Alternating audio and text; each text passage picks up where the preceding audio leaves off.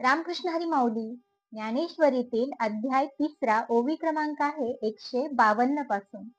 ज्ञानेश्वर माऊली सांगतात की जरी एखादा ज्ञानी कृतार्थ होऊन निष्काम जरी झाला तरी देखील जगावरती उपकार करण्याचे त्याचे कर्तव्य बाकी राहिलेच आहे. भगवान श्रीकृष्ण अर्जुनाला स्वतःचे उदाहरण देऊन सांगतात, गुण आणि ऐश्वर यांनी संपन्न असून देखील भगवंतांनी सगळी कर्तव्ये पूर्ण केली. या ओव्यांमध्ये माऊली पुढे बोलतात, हे पहा, कर्माचा मुळीच त्याग न करता जनकाधिक मोक्षपदास गेले. याकरता पार्था कर्माचे ठिकाणी तू आस्था ठेव, कारण त्यापासून आणखीही एक उपयोग होणार आहे. त्या कर्माचे आपल्याकडून तसे आचरण झाले असता या लोकांना वळण लागेल आणि त्यामुळे त्यांची दुःखे अनायासे नाहीसी होतील. असे पहा की जे कृतार्थ होऊन निष्काम झाले आहेत त्यांनाही लोकांवर उपकार करण्याचे कर्तव्य तर राहिलेच आहे.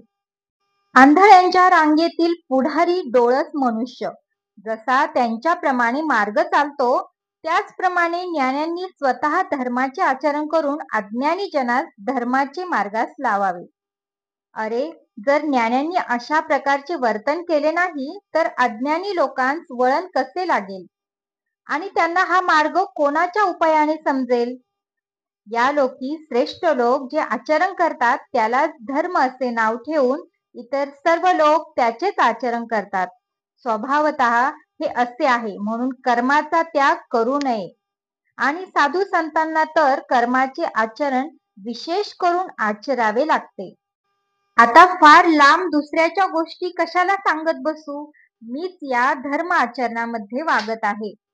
आता मला काहीतरी एखादे संकट पडले असेल किंवा कोणती तरी इच्छा असेल म्हणून मी स्वधर्माचे आचरण करीतो असे जर तू म्हणशील तर या जगात माझ्या इतका गुण आणि ऐश्वर यांनी संपन्न दुसरा कोणी नाही. हे माझे सामर्थ्य तुला माहीत आहे. सांदीपनी गुरूंचा मेलेला मुलगाही आणून दिला. तो पराक्रम तू पाहिलास. पण असाही जो निरीच्छ तो सुद्धा कर्ममार्गाचे मुकाट्याने आचरण करत आहे.